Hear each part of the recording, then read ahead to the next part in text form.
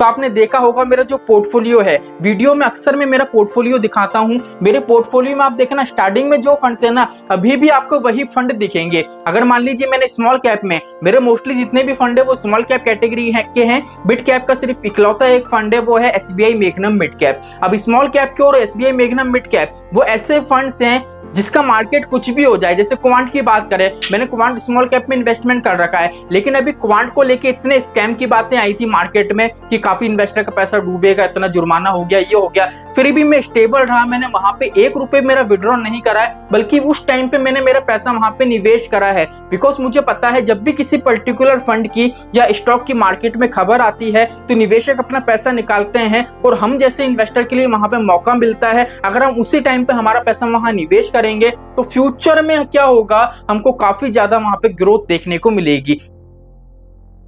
नमस्कार दोस्तों, जय श्री श्याम। अगर आप म्यूचुअल फंड के अंदर इन्वेस्टमेंट करते हो, चाहे वो कोई सी भी कैटेगरी हो, लार्ज कैप की, मिड कैप की, स्मॉल कैप की, मल्टी कैप की, तो ये वीडियो आपके लिए बहुत ज्यादा इंपॉर्टेंट हो जाता है। बिकॉज आज की वीडियो में हम बात करेंगे, एमफी ने हाल ही में एक रिपोर्ट जारी करी है, उस रिपोर्ट की कंप्लीट आपको जानकारी मिलेगी। एंड हो सकता है अगर आप ये कंप्लीट वीडियो वॉच ना करो तो आप में से कुछ ऐसे व्यूअर्स हो सकते हैं जो ऐसी गलती करे जिसका अभी के टाइम में तो आपको पता नहीं चलेगा, लेकिन फ्यूचर में आप देखोगे तो काफी भारी मात्रा में आपको नुकसान हो सकता है। इसलिए 5 मिनट निकाल के कंप्लीट ये वीडियो वॉच कर लेना, जिससे जो गलती होने वाली है उस गलती से आप बच सकते हो। तो चलिए शुरू करते हैं। चैनल पे नए हो तो चैनल को सब्सक्राइब कर देना और बेल आइकन के बटन को दबा देना। अब यहाँ पे देखिए, पहली चीज तो मैंने लिखा हुआ है large cap, mid cap, small cap और मल्टी कैप, ठीक है। और ऊपर की तरफ लिखा हुआ है इक्विटी म्यूचुअल फंड। अब यहाँ पे जितना भी आपके सामने मैं डेटा रखूंगा वो 2 मंथ का रखूंगा, एक रखूंगा जून का, एक रखूंगा जुलाई का। अगर हम बात करें इक्विटी म्यूचुअल फंड की, तो जून के अंदर क्या हुआ है, जो इजाफा हुआ है,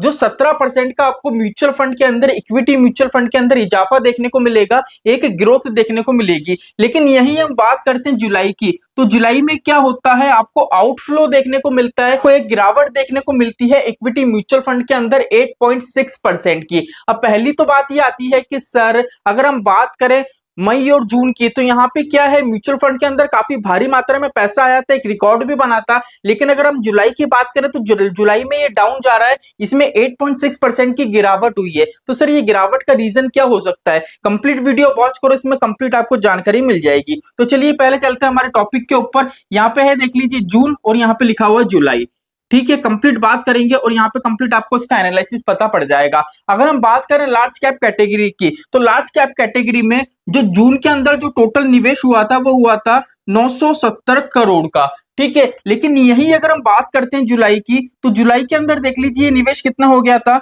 670 करोड़ का। अब यहाँ पे देख लीजिए कितना ज्यादा भारी मात्रा में आपको आउटफ्लो देखने को मिल रहा है। अगर परसेंटेज के रूप में देखें तो 30.90% की क्या है, यहाँ पे आपको गिरावट देखने को मिलेगी। अब आपके दिमाग में आ रहा होगा कि सर म्यूचुअल फंड में लार्ज कैप है, उसमें तो काफी स्टेबल कंपनियां होती हैं, काफी इन्वेस्टर वहां पे पैसा इन्वेस्ट करते हैं, तो गिरावट क्यों हो रही है। एक बार कंप्लीट रिपोर्ट देखो, उसके बाद 1 बाय 1 कंप्लीट ये इस टॉपिक पे हम बात करेंगे। अगर मिड कैप की यहाँ पे बात करें तो मिड कैप के अंदर देख लीजिए, जून की बात करें तो 2528 करोड़ का क्या था, यहाँ पे निवेश हुआ था। लेकिन बात करें जुलाई की तो ये निवेश हो गया था 1644 करोड़ का। अब यहाँ पे भी देख लीजिए, मिड कैप कैटेगरी है जो एवरेज रिटर्न इन्वेस्टर को बना के देती है, यहाँ पे भी आपको गिरावट देखने को मिलेगी। और गिरावट जो देखने को मिलेगी वो ज्यादा मात्रा में मिलेगी, 35% की यहाँ पे गिरावट आपको देखने को मिलेगी। अभी तो स्मॉल कैप बाकी है, चलिए स्मॉल कैप को भी देखते हैं। अगर स्मॉल कैप की यहाँ पे अगर हम बात करें तो स्मॉल कैप के अंदर जून का जो निवेश था वो था 2263 करोड़ का। लेकिन अगर यहाँ पे हम बात करें इसकी जुलाई की, तो जुलाई के अंदर ये हो गया था आपका 2109 करोड़ का। अब यहाँ पे अगर आप देखोगे तो आपको 6.8% की यहाँ पे बस गिरावट देखने को मिली है। अगर हम पूरा इसको प्रैक्टिकल रूप पे देखें तो आप ये देखोगे जो सबसे भारी आपको गिरावट देखने को मिली है वो मिड कैप में मिली है, उसके बाद आपको जो गिरावट देखने को मिली है वो लार्ज कैप में मिली है, और जो सबसे कम गिरावट देखने को मिली है वो स्मॉल कैप के अंदर मिली है। तो वो वीडियो की जो कंप्लीट डिटेल थी वो अब आपके सामने आने वाली है। अब हम बात करेंगे मल्टी कैप की। अगर हम यहाँ पे मल्टी कैप की बात करें तो जून के अंदर जो मल्टी कैप का टोटल इन्वेस्टमेंट था वो था 4708.5 करोड़ का, ठीक है। लेकिन अगर हम बात करते हैं जुलाई की, तो यहाँ पे इन्वेस्टमेंट हो जाता है 7000, 7,000 करोड़ का। ठीक है, लेकिन अगर हम बात करें जुलाई की, तो यहाँ पे इन्वेस्टमेंट हो जाता है 7000, 7,000 करोड़ का। ठीक है, लेकिन अगर हम बात करते हैं जुलाई की, तो यहाँ पे इन्वेस्टमेंट हो जाता है 7000, 7,000 करोड़ का। ठीक है, लेकिन अगर हम बात करते हैं जुलाई की, तो यहाँ पे इन्वेस्टमेंट हो जाता है 7,084.6 करोड़ का। अब यहाँ पे देख लीजिए कितना परसेंट का इजाफा मिला है, इनफ्लो देखने को मिला है यहाँ पे आपको 50% का। अब ये सर क्या है, लार्ज कैप में गिरावट, मिड कैप में गिरावट, स्मॉल कैप में गिरावट, तो सर मल्टी कैप है, इसमें एक पॉजिटिव रिटर्न क्यों मिल रहा है, इन्वेस्टर मल्टी कैप को पसंद क्यों कर रहे हैं? बिकॉज देखो इसका सीधा सीधा रीजन ये है, अभी काफी इन्वेस्टर का ये कहना है, मेरे पास एक कमेंट भी आया था कि सर अगर हम बैंक की एफडी की बात करें तो कुछ बैंक ऐसे हैं जो 9% दे रहे हैं एफडी के अंदर,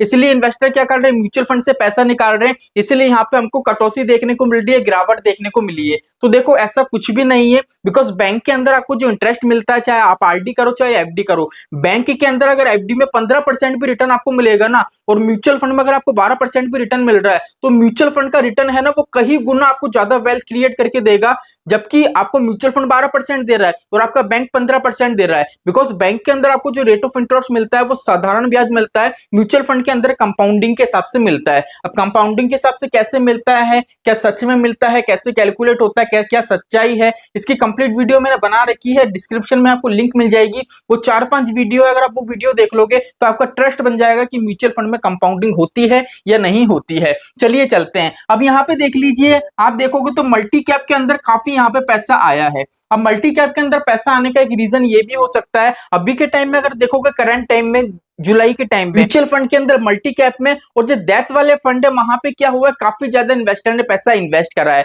अब इसका एक रीजन ये है, अगर आप एनओफओ की बात करोगे तो अभी जितने भी एनओफओ आए उसमें आप ये देखना, ना तो वो लार्ज कैप के, ना मिड कैप के, ना स्मॉल कैप के हैं, मोस्टली 1-2 एनओफओ होंगे जो मिड कैप कैटेगरी के आए, बाकी जितने भी आप एनओफओ देखोगे या तो वो मल्टी कैप के होंगे या वो सेक्टोरल फंड होंगे। एक बस यही रीजन है, इस वजह से क्या है, निवेशक यहाँ पे पैसा निवेश नहीं कर रहे हैं। इसका सीधा सीधा रीजन है हम जैसे यूट्यूबर, बिकॉज क्या होता है, जैसे मान लीजिए कोई मल्टी कैप का एनओफओ आया, अब मल्टी कैप के बारे में बता रहे कि मल्टी कैप में क्या क्या होता है। अब मल्टी कैप में सीधे सीधे इन्वेस्टर को पता पड़ता है कि भैया 25% पैसा मिड में जा रहा है, 25% पैसा लार्ज में लग रहा है, 25% पैसा स्मॉल कैप में लग रहा है, तो सीधे सीधे इन्वेस्टर को लगता है भैया अगर मैं मल्टी कैप में लगाऊंगा तो मेरी तीनों कैटेगरी कवर हो जाएगी, तो इनमें से एक कैटेगरी में निवेश करने से अच्छा सीधे सीधे मैं यहाँ निवेश करता हूँ, जिससे क्या होगा, अगर मैं लार्ज कैप में निवेश करूंगा तो नॉर्मल सी बात है मुझे स्टेबल कंपनी में पैसा इन्वेस्ट होगा, लेकिन यहाँ पे क्या है, मुझे रिटर्न कम मिलेगा। लेकिन यहीं अगर मैं मेरा पैसा मल्टी कैप में डालता हूँ तो अच्छा खासा रिटर्न भी जनरेट हो जाएगा,